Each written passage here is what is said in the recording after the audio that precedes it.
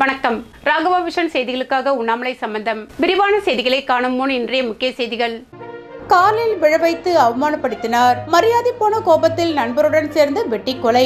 கைதான ரவுடியின் பரபரப்பு வாக்குமூலம். மாணவர்களுக்கு சான்றிதழ் வழங்க சிறப்பு முகாம் அறிவிக்கப்பட்ட நிலையில் வருவாய் ஆய்வாளர் வராததால் பாகூரில் ஆர்ப்பாட்டம் நடைபெற்றது. சுல்தான்பேட்டை பகுதியில் உள்ள ரேஷன் கடையை பொதுமக்கள் முற்றுகையிட்டதால் பரபரப்பு. காலில் விழ வைத்து அவமானப்படுத்தினார். மரியாதை போன கோபத்தில் நண்பருடன் சேர்ந்து வெட்டி கொலை. கைதான ரவுடியின் பரபரப்பு வாக்குமூலம். லாஸ்பேட்டை கருவடிக்குப்பத்தை சேர்ந்த பால தண்டாயுதம் மகன் ராஜன் என்ற பவுன்ராஜ் கொத்தனார் நேற்று முன்தினம் லாஸ்பேட்டை நெருப்புக்குழி மைதானத்தில் வெட்டி படுகொலை செய்யப்பட்ட நிலையில் கிடந்தார். சம்பவம் குறித்து லாஸ்பேட்டை போலீசார் தீவிர விசாரணை நடத்தினர். விசாரணையில் முன்விரோதம் காரணமாக ஊத்துக்காட்டு மாரியம்மன் கோவில் வீதியை சேர்ந்த ரவுடி பழனி முருகன், அவரது நண்பர் டோபிகானா பகுதியை சேர்ந்த கமலேஷ் மற்றும் நெருப்புக்குழி பகுதியை சேர்ந்த 17 வயது சிறுவன் ஆகியோர் சேர்ந்து பவுன்ராஜை கொலை செய்தது தெரியவந்தது. இதனையடுத்து மேட்டுப்பாளையம் கனரகமூர்த்தி முனை அருகே பதுங்கியிருந்த 3 பேரையும் போலீசார் கைது செய்தனர். போலீசாரிடம் ரவுடி பழனி முருகன் அளித்த வாக்குமூலத்தில் கூறியதாவது: கடந்த 2022ஆம் ஆண்டு அரியாங்குப்பத்தில் பிரபல ரவுடி பொடிமாஸ் கொலை செய்யப்பட்டார். அவரது நினைவு நாள் மற்றும் பிறந்த நாளில் பழனி முருகனின் நண்பரான நரேன் சமூக வலைதளங்களில் ஸ்டேட்டஸ் வைப்பது வழக்கம். சில மாதங்களுக்கு முன்பு நரேன் வைத்த ஸ்டேட்டஸுக்கு பவுன்ராஜின் நண்பர் அகிலன் தவறாக கருத்து பதிவிட்டதாக கூறப்படுகிறது. இதனால் இரு தரப்பினருக்கும் இடையே மோதல் ஏற்பட்டது.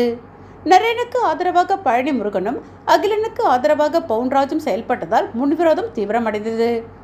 இதற்கிடையில் சில மாதங்களுக்கு முன்பு பழனி முருகன் வீட்டிற்கே சென்று பவுன்ராஜ் ஆயுதம் காட்டி மிரட்டியதுடன் தன்னிடம் மன்னிப்பு கேட்டு காலில் விழ வைத்ததாக கூறப்படுகிறது. இதை பவுன்ராஜ் தனது நண்பர்களிடம் கூறி கேலி செய்ததாக தெரிகிறது. இதனால் அவமானமடைந்த பழனி முருகன் தனது நண்பர்களுடன் சேர்ந்து பவுன்ராஜை கொலை செய்ய திட்டமிட்டதாக கூறப்படுகிறது. அதன்படி கடந்த 21ஆம் தேதி இரவு சமாதான பேச்சுவார்த்தை நடத்துவதாக கூறி நெருப்புக்குழி மைதானத்திற்கு பவுன்ராஜை அழைத்துள்ளனர்.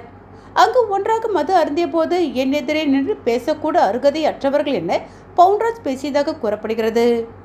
இதனால் ஆத்திரமடைந்த மூவரும் கத்தி அரிவாளால் சரமாரியாக வெட்டி பவுன்ராஜை கொலை செய்ததாக போலீசார் தெரிவித்தனர். இதையடுத்து கொலைக்கு பயன்படுத்திய ஆயுதங்கள், மோட்டார் சைக்கிள்கள் மற்றும் செல்போன்களை போலீசார் பறிமுதல் செய்தனர். கைது செய்யப்பட்ட பழனி முருகன் மீது ஏற்கனவே ஒரு கொலை உள்ளிட்ட 3 வழக்குகளும், கமலேஷ் மீது கொலை முயற்சி, அடிதடி உள்ளிட்ட வழக்குகளும் இருப்பது குறிப்பிடத்தக்கது. மேலும் போலீசாரிடம் இருந்து தப்பிக்க முயன்றபோது பழனி முருகன் மற்றும் கமலேஷுக்கு கைமுறிவு ஏற்பட்டதாகவும் கூறப்படுகிறது. மாணவர்களுக்கு சான்றிதழ் வழங்க சிறப்பு முகாம் அறிவிக்கப்பட்ட நிலையில் வருவாய் ஆய்வாளர் வராததால் பாகூரில் ஆர்ப்பாட்டம் நடைபெற்றது. புதுச்சேரி மாநிலத்தில் மாவட்ட ஆட்சியர் குலோத்துங்கன் உத்தரவின் பேரில் மே 23, 24 ஆகிய விடுமுறை தினங்களில் புதுச்சேரி மாநிலம் முழுவதும் வட்டாட்சியர் அலுவலகங்களில் உயர்கல்வி பயிலும் மாணவர்களுக்கு சான்றிதழ் வழங்க சிறப்பு முகாம் ஏற்பாடு செய்யப்பட்டிருந்தது. இந்நிலையில் பாகூர் வருவாய்த்துறை அதிகாரி சனிக்கிழமை அன்று பிற்பகல் 12 மணி வரை அலுவலகத்திற்கு வராததால் குடியிருப்பு, ஜாதி, வருமானம் சான்றிதழ்கள் பெறுவதற்கு வந்திருந்த பெற்றோர்கள், மாணவர்கள் கடுமையாக பாதிக்கப்பட்டதோடு சான்றிதழ் பெற முடியாத நிலை ஏற்பட்டது. இத்தகவல் இருந்த மார்க்சிஸ்ட் கம்யூனிஸ்ட் கட்சியின் புதுச்சேரி மாநில செயற்குழு உறுப்பினர் தமிழ்ச்செல்வன், பாகூர் கமிட்டி செயலாளர் சரவணன், கமிட்டி உறுப்பினர் பக்தவச்சலம், கிளை செயலாளர் ஆனந்தராமன், மாற்று கட்சிகளைச் சேர்ந்த மணிவண்ணன், அருளொளி உள்ளிட்டோர் கலந்து கொண்டு பாதிக்கப்பட்ட மக்களை திரட்டி ஆர்ப்பாட்டத்தில் ஈடுபட்டனர். பின்னர் பாகூர் தாசில்தாரிடம் இதுகுறித்து முறையிட்டனர். போராட்டத்தில் ஈடுபட்ட கட்சி தலைவர்களிடம் வருவாய்த்துறை அதிகாரிகள் பேச்சுவார்த்தை நடத்தியதோடு பின்னர் வருவாய்த்துறை ஆய்வாளரை உடனே வரவழைக்கப்பட்டு சான்றிதழ் வழங்க ஏற்பாடு செய்யப்பட்டது. போராட்டத்தால் பாகூர் தாசில்தார் அலுவலகம் முன்பு பெரும் பரபரப்பு ஏற்பட்டது. சுல்தான்பேட்டை பகுதியில் உள்ள ரேஷன் கடையை பொதுமக்கள் முற்றுகையிட்டதால் பரபரப்பு. புதுச்சேரி மாநிலம் வில்லியனூர் சட்டமன்ற தொகுதிக்குட்பட்ட சுல்தான்பேட்டை பகுதியில் உள்ள அஞ்சமன் தெருவில் ரேஷன் கடை உள்ளது. இங்கு பணிபுரியும் ஊழியர் பொதுமக்களுக்கு நியாயமான முறையில் அரிசி வழங்காததை கண்டித்தும், பொதுமக்களை தரைக்குறைவாக பேசுவதை கண்டித்தும் ரேஷன் கடையை ஊர் பொதுமக்களால் முற்றுகையிட்டனர். சுல்தான்பேட்டை அஞ்சமன் தெருவில் உள்ள ரேஷன் கடை எண் 115 பணிபுரியும் ராஜ் என்பவர் இந்த மாதம் சிகப்பு நிற அட்டைதாரர்களுக்கு தர வேண்டிய 2 மாதங்களுக்கு 40 கிலோ அரிசியை கொடுக்காமல் 20 கிலோ அரிசி மட்டுமே பலருக்கு கொடுத்திருக்கிறார். அதுபோல் மஞ்சள் நிற அட்டைதாரர்களுக்கும் சேர வேண்டிய 2 மாதங்களுக்கு 20 கிலோ அரிசிக்கு பதிலாக 10 கிலோ மட்டுமே கொடுத்ததாக புகார் எழுந்துள்ளது. மேலும் கடை எண் 115 பணிபுரியும் ராஜ் என்பவர் பொதுமக்கள் கடைக்கு செல்லும் பொழுது நீங்களே கடை உள்ளே சென்று அரிசியை எடுத்து செல்லும்படி சொல்கிறார். சொகுசாக கையெழுத்து மட்டுமே வாங்கிக் கொண்டு வேலை செய்து கொண்டிருக்கிறார் என்றும் அப்பகுதி மக்கள் குற்றம் சாட்டுகின்றனர். மேலும் கடையில் படுத்துக்கொண்டே பொதுமக்களுக்கு சிறிதும் மரியாதை கொடுக்காமல் அலட்சியமாக நடந்து கொள்வதாகவும் பல புகார்கள் தெரிவிக்கிறார்கள். மேலும் சுல்தான்பேட்டையில் உள்ள கடையின் 300 மற்றும் 330 ஆகியவற்றிலும் பணிபுரியும் நபர்கள் பொதுமக்களுக்கு சரியான முறையில் மரியாதை கொடுக்காமல் ரேஷன் கடை சம்பந்தப்பட்ட தகவல் எதுவும் முறையாக சொல்லாமல் அலட்சியமாக நடப்பதாக புகார் வந்துள்ளது. இது சம்பந்தமாக நேற்று புதுச்சேரி மாவட்டம் தமிழ்நாடு முஸ்லிம் முன்னேற்ற கழகத்தின் மகளிரணி சார்பாக அந்த ரேஷன் கடைக்கு சென்று விளக்கம் கேட்ட போதும் அவர் சரிவர பதிலளிக்காமல் தான் எதுவும் தவறு செய்யாதது போல் நடந்து கொண்டார். எனவே சுல்தான்பேட்டை அஞ்சமன் தெருவில் கடை எண் 115 பணிபுரியும் ராஜி என்பவர் மீது துறை ரீதியாக நடவடிக்கை எடுக்க வலியுறுத்தி விரைவில் துறை மேலதிகாரியை சந்தித்து தமிழ்நாடு முஸ்லிம் முன்னேற்ற கழகத்தின் சார்பாக புகார் கடிதம் அளிப்பது என்று முடிவு செய்யப்பட்டு இருக்கிறது. ஆனந்தபுரம் கிராமத்தில் எழுந்தருளியிருக்கும் ஸ்ரீ ஆனந்த முத்துமாரியம்மன் ஆலயத்தில் நடைபெற்ற மஞ்சள் நீராட்டு விழாவில் முதல்வர் ரங்கசாமி பங்கேற்று சுவாமி தரிசனம் செய்தார். புதுச்சேரி மாநிலம் வில்லியனூர் கொம்புயின் ஆனந்தபுரம் கிராமத்தில் எழுந்தருளியிருக்கும் அருள்மிகு ஸ்ரீ ஆனந்தமுத்து மாரியம்மன் ஆலயத்தில் திருவிழா வெகு சிறப்பான முறையில் நடைபெற்றது. இதில் வியாழக்கிழமையன்று காப்பு கட்டுதல், கொடியேற்றுதல் நிகழ்ச்சியும், வெள்ளிக்கிழமையன்று பார்சாகை வார்த்தல், ஸ்ரீ பொறையாத்தம்மன் மற்றும் ஸ்ரீ ஐயனாரப்பன் குதிரை விடுதல் மற்றும் ஊரணி பொங்கல் வைத்தல், காத்தவராயன் சுவாமிக்கு கும்பம் படைத்தல், இரவு மின் விளக்குகளால் அலங்கரிக்கப்பட்ட அம்மன் வீதி உலா ஆகிய நிகழ்ச்சிகள் நடைபெற்றது. இதனைத் தொடர்ந்து விழாவில் நிறைவு நாளான நேற்று அம்மனுக்கு மஞ்சள் நீராட்டு விழா நடைபெற்றது. இதில் புதுச்சேரி முதல்வர் ரங்கசாமி கலந்து கொண்டு சுவாமி தரிசனம் செய்தார். தொடர்ந்து சுவாமி தரிசனம் செய்த முதல்வர் ரங்கசாமிக்கு முதல் பரிவட்டம் கட்டி மாலை அணிவித்து பொன்னாடை போர்த்தி மரியாதை செலுத்தப்பட்டது. தொடர்ந்து சுவாமி தரிசனம் செய்த முதல்வர் ரங்கசாமிக்கு முதல் பரிவட்டம் கட்டி மாலை அணிவித்து பொன்னாடை போர்த்தி மரியாதை செய்யப்பட்டது. இதில் ஊர் பொதுமக்கள், இளைஞர்கள், கோவில் நிர்வாகிகள் ஏராளமானோர் கலந்து கொண்டு முதல்வருக்கு மரியாதை செய்தனர். மேலும் புதிதாக பொறுப்பேற்றுள்ள கோவில் நிர்வாகிகள் முதல்வரிடம் ஆசி பெற்றனர். நிகழ்ச்சிக்கான ஏற்பாட்டினை ஆனந்தபுரம் அறங்காவலர் குழு மற்றும் கிராமவாசிகள் வெகு சிறப்பான முறையில் செய்திருந்தனர். மத்திய ஒளியின் அரிச்சுவடி நூலகத்தில் புதுச்சேரியிலிருந்து 50க்கும் மேற்பட்ட பள்ளி மாணவ மாணவியர்கள் கலந்து கொண்டு கோடை முகாம் நிறைவு பெற்றது. புதுச்சேரி மூலக்குளத்தில் மத்திய ஒளியின் அரிச்சுவடி பொது நூலகம் இயங்கி வருகிறது. மத்திய ஒளி சரஸ்வதி அம்மா அவர்களால் 2017ஆம் ஆண்டு துவங்கப்பட்டது.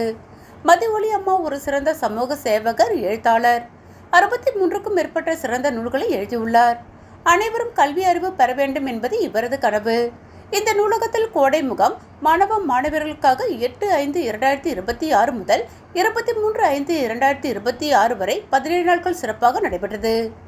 இந்த கோடை முகாமில் செயற்கை நுண்ணறிவு பற்றிய விழிப்புணர்வு, யோகா, சுகாதாரம், நிதி மற்றும் வங்கி செயல்பாடுகள், மண் பொம்மைகள் செய்வது, பொது பேச்சு மற்றும் ஆளுமை வளர்ச்சி, தபால் நிலையம் செயல்பாடுகள், இளம் தொழிலதிபர்கள், உலர் தாவரங்கள் வளர்ப்பு, கட்டுரைகள் வரைதல், வினாடி வினா, சுற்றுலா, மாறுவேட போட்டி போன்ற நிகழ்ச்சிகள் தினமும் காலை 9:30 மணி முதல் 12:30 மணி வரை நடைபெற்றது.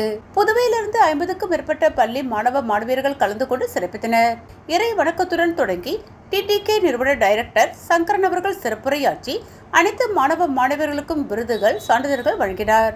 மதிய உணவு மற்றும் மரக்கன்றுகள் வழங்கிய பின் தேசிய கீதம் முழங்க விழா இனிதே முடிவு பெற்றது. நூலகம் காலை 10 மணி முதல் மாலை 6:30 மணி வரை இயங்குகிறது. புகழ்பெற்ற எழுத்தாளர்கள் எழுதிய புத்தகங்கள், போட்டித் தேர்வுகளுக்கான புத்தகங்கள், சிறுவர்களுக்கான புத்தகங்கள் என 18,000க்கும் மேற்பட்ட புத்தகங்கள் உள்ளன. நூலகத்தின் உள்ளே அமர்ந்து படிக்கும் வசதி, நல்ல குடிநீர், அமைதியான சுற்றுப்புற சூழல் அமைந்துள்ள இந்த நூலகத்தில் சுமார் 2,500 நபர்கள் உறுப்பினர்களாக சேர்ந்து பயனடைந்து வருகிறார்கள் என்பது குறிப்பிடத்தக்கது. 30 ஆண்டுகளுக்கு பிறகு மீண்டும் பள்ளியில் உள்ளே நையா ரெட்டியார்பாளையம் முன்னாள் மாணவர்களின் நிகழ்ச்சி சந்திப்பு. புதுச்சேரி ரெட்டியார்பாளையத்தில் உள்ள மக்கள் தலைவர் வ. சுப்பையா அரசு உயர்நிலைப் பள்ளியில் 30 ஆண்டுகளுக்கு முன்பு 10ஆம் வகுப்பு படித்த முன்னாள் மாணவர்கள் நீண்ட இடைவெளிக்கு பிறகு குடும்பத்துடன் ஒன்று கூடி நெகிழ்ச்சியான சந்திப்பை நடத்தினர். ஆசிரியர்கள், பொறியாளர்கள், காவல்துறையினர், வெளிநாடுகளில் பணியாற்றுபவர்கள் உள்ளிட்ட பல்வேறு துறைகளில் சிறப்பாக பணியாற்றி வரும் முன்னாள் மாணவர்கள் மீண்டும் ஒருமுறை பள்ளி நாட்களை நினைவுகூர முடிவு செய்து புதுச்சேரி, தமிழகம் மற்றும் இந்தியாவின் பல பகுதிகளிலிருந்து இன்று பள்ளியில் சந்தித்தனர். தாங்கள் கல்வி கற்ற பள்ளிக்கு குடும்பத்துடன் வந்த முன்னாள் மாணவர்கள் 10ஆம் வகுப்பில் பாடம் கற்றுத்தந்த 7 ஆசிரியர்களை பள்ளி நுழைவு வாயிலிருந்து பூமாலை தூவி வரவேற்று வகுப்பறை வரை அழைத்துச் சென்றனர். பின்னர் பழைய நினைவுகளை மீட்டெடுக்கும் வகையில் ஆசிரியர்கள் வகுப்பு பதிவேட்டை எடுத்தபோது மாணவர்கள் அனைவரும் மீண்டும் பள்ளி நாட்களைப் போல உள்ளே நையா என கூறி அமர்ந்தது நிகழ்ச்சி ஏற்படுத்தியது. அதனைத் தொடர்ந்து ஆசிரியர்கள் மீண்டும் மாணவர்களுக்கு பாடம் எடுத்தனர். வெளிநாட்டில் உள்ள முன்னாள் மாணவர்கள் இணைய வழி மூலம் அகண்ட திரையில் பங்கேற்று வாழ்த்துக்களை பகிர்ந்தனர். தங்கள் வாழ்க்கையில் ஒளியேற்றிய ஆசிரியர்களுக்கு நன்றி கடனாக முன்னாள் மாணவர்கள் குத்துவிளக்கை பரிசாக வழங்கினர். மேலும் பள்ளி நாட்களில் சுவைத்த புளிப்பு மிட்டாய் உள்ளிட்ட பழைய தின்பண்டங்களை ருசித்து மகிழ்ந்த முன்னாள் மாணவர்கள் பள்ளிக்கு நினைவு பரிசாக பிரிண்டரையும் வழங்கினர். 30 ஆண்டுகளுக்கு பிறகு நடந்த இந்த சந்திப்பு பள்ளி வளாகத்தை மலரும் நினைவுகளால் நிரப்பியது. இன்ஸ்டாகிராம் மூலம் பெண்ணுக்கு பாலியல் தொல்லை, திண்டுக்கல் கல்லூரி மாணவர் கைது. புதுச்சேரியை சேர்ந்த பெண் ஒருவருக்கு இன்ஸ்டாகிராம் மூலம் பாலியல் துன்புறுத்தல் அளித்ததாக திண்டுக்கல் பகுதியை சேர்ந்த கல்லூரி மாணவரை புதுச்சேரி இணையவழி போலீசார் கைது செய்து சிறையில் அடைத்தனர். பாதிக்கப்பட்ட பெண் கடந்த 6ஆம் தேதி அளித்த புகாரின் பேரில் இணையவழி போலீசார் வழக்கு பதிவு செய்து விசாரணை மேற்கொண்டனர். அதில் போலியான இன்ஸ்டாகிராம் கணக்கை பயன்படுத்தி ஆபாச படங்கள் மற்றும் வீடியோ அழைப்புகள் மூலம் தொடர்ந்து தொந்தரவு கொடுத்தது திண்டுக்கல்லை சேர்ந்த அருண் வயது 21 என்பது தெரியவந்தது.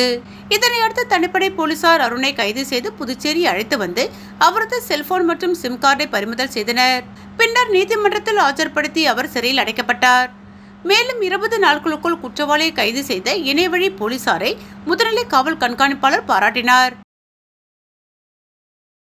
புதுச்சேரியில் சீசன் பழங்கள் விற்பனைக்கு குவிந்தன. பொதுமக்கள் ஆர்வமுடன் வாங்கி சென்றனர். புதுச்சேரி தாவரவியல் பூங்கா அருகே மறைமலை அடிகள் சாலை ஓரமாக ரம்புட்டான், மங்குஸ்தான் மற்றும் லிச்சி உள்ளிட்ட சீசன் பழங்கள் விற்பனைக்கு வந்துள்ளன. இதில் ரம்புட்டான் 1/4 கிலோ ரூபாய் 120, லிச்சி ரூபாய் 150, மங்குஸ்தான் காட்டன் ரூபாய் 100 என்ற விலையில் விற்பனை செய்யப்படுகிறது. புதிய ரக பழங்கள் என்பதால் பொதுமக்கள் ஆர்வமுடன் வாங்கி சென்றனர். இந்த பழங்கள் தற்போது சீசன் காலத்தில் அதிகமாக கிடைக்கின்றன. குறிப்பாக தமிழ்நாட்டின் சில மலை மற்றும் ஈரப்பதமான பகுதிகளில் இவ்வகை பழங்கள் சாகுபடி செய்யப்பட்டு வருவது குறிப்பிடத்தக்கது. இதனால் விவசாயத்துறையில் புதிய வளர்ச்சிக்கும் வாய்ப்பு உருவாகியுள்ளது. இந்த சீசன் பழங்களில் பல்வேறு உடல்நல நன்மைகளும் உள்ளன. ரம்பூட்டான் பழத்தில் வைட்டமின் சி மற்றும் நார்ச்சத்து அதிகம் இருப்பதால் நோய் எதிர்ப்பு சக்தி ரம்பூட்டான் பழத்தில் விட்டமின் சி மற்றும் நார்ச்சத்து அதிகம் இருப்பதால் நோய் எதிர்ப்பு சக்தியை அதிகரிக்க உதவுகிறது. மங்குஸ்தான் பழம் உடலுக்கு தேவையான ஆன்டி ஆக்சிடென்ட்களை வழங்கி உடல் சூட்டை குறைக்கவும் உதவுகிறது. லிச்சி பழத்தில் விட்டமின் சி, பொட்டாசியம் மற்றும் பல்வேறு சத்துக்கள் இருப்பதால் உடலுக்கு புத்துணர்ச்சி அளித்து செரிமானத்திற்கும் உதவுகிறது. சீசன் பழங்கள் உடலுக்கு தேவையான சத்துக்களை இயற்கையாக வழங்குவதால் மக்கள் மத்தியில் இவற்றின் வரவேற்பு நாளுக்கு நாள் அதிகரித்து வருகிறது. இன்றைய தங்கம் மற்றும் வெள்ளி விலை நிலவரம். தங்கம் 1 கிராம் 14,730 ரூபாய். 1 பவுன் தங்கத்தின் விலை 1,17,840 ரூபாய். சில்வர் 10 கிராம் 2,950 ரூபாய். மீண்டும் இன்றைய முக்கிய செய்திகள். காலில் விழ வைத்து அவமானப்படுத்தினார். மரியாதை போன கோபத்தில் நண்பருடன் சேர்ந்து வெட்டி கொலை. கைதான ரவுடியின் பரபரப்பு வாக்குமூலம். மாணவர்களுக்கு சான்றிதழ் வழங்க சிறப்பு முகாம் அறிவிக்கப்பட்ட நிலையில் வருவாய் ஆய்வாளர் வராததால் பாகூரில் ஆர்ப்பாட்டம் நடைபெற்றது. சுல்தான்பேட்டை பகுதியில் உள்ள ரேஷன் கடையை பொதுமக்கள் முற்றுகையிட்டதால் பரபரப்பு. இத்துடன் செய்திகள் நிறைவடைந்தன. வணக்கம்.